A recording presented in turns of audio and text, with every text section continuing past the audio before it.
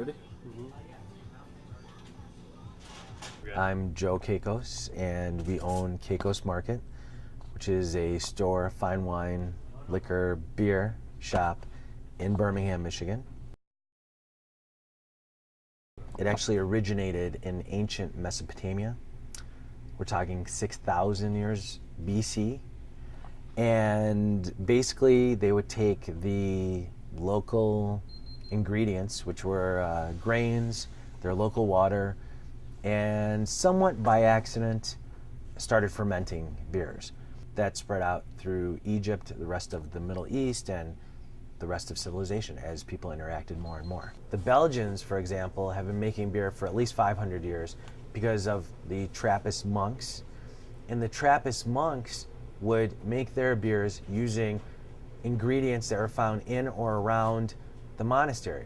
Once people realized that you could enjoy a drink beyond the sustenance level of just water for hydration, people realize it's very enjoyable, it's lots of fun, and alcohol makes everything better.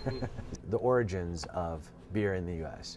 So the beer industry started with a bunch of companies. Basically, every state that you went to, or a lot of states in the United States, had their local brewers, people that came from Europe that established the companies. Post-Prohibition, these companies did very well, various Anheuser-Busch products, and you had Coors in Colorado. Every state had their big brand. And these guys are producing beer for the masses. They're producing something that's affordable, something that's palatable for everybody. They're not necessarily focused on the niche market. In our culture, in our society here, we have the Born On date, which was created by Budweiser. But in a lot of better beers, whether they're Michigan, Belgian, or whatever, if it's a good beer, it can actually be aged for up to 5 more years, and it'll become even better, like a fine wine. But in our society, we're looking for the Born On date, and that's something to be had right now. Better beers can actually be stored, and there's quite a few Michigan companies that do that. The Coonan brothers out of Warren, Michigan, they make some of the best beers anywhere. And these two guys started in their garage making beer. Their dad had a hardware store, and they would sell beer kits because they love making beer out of the hardware store. And they made so much money from doing that. They bought a little place in Warren and started making their own beer on a bigger level. So if you looked at 3 categories of beer making, you've got your microbrews, you've got your local guy, some guy in his garage, and he's going to ask, well, why isn't this sweeter? Why isn't this darker? Why isn't this better? Let's try a little toffee. Let's use some coffee. Let's use all kinds of ingredients, and sometimes they work better than others. Craft beer is actually 6 million barrels of beer, and you're still considered craft. And craft is really referring to some kind of specialized beers, specialized styles of beers. People they demand higher and higher quality products. So that's, I guess, the need to find that elusive best beer. There's a place called Big Rock, and there's a guy there named Dan Rogers who's won countless gold medals for his beers. This guy's been around for a long time. He trained Joe Short from Short's Brewing Company, who's a vanguard in making all kinds of fun Michigan beers. He's from Bel Air, Michigan. These guys are all friends with the Coonan brothers out of Warren. Down the street from Coonan brothers is Dragon's Mead, and this is just a chain reaction. There's a whole other segment of beers from all over the world, from Belgium, Germany, Poland. Polish beers are some of the best beers in the world. And so it's almost like you're traveling. You have one of these beers and you feel like, hey, wow, this is what the Polish people are drinking. This is what the Germans are drinking. And you develop more of an appreciation for your beers and the style of beers that are offered here. If you have an IPA from England, it's quite different from an IPA here in the States. IPA being India Pale Ale. These beers in the United States are so hoppy. By that I mean so zesty. It's like biting into a lemon skin, a lime skin. Whereas the ones from Europe, specifically England, tend to be a little more subdued, a little more refined. You're getting more delicate flavors instead of just that punch.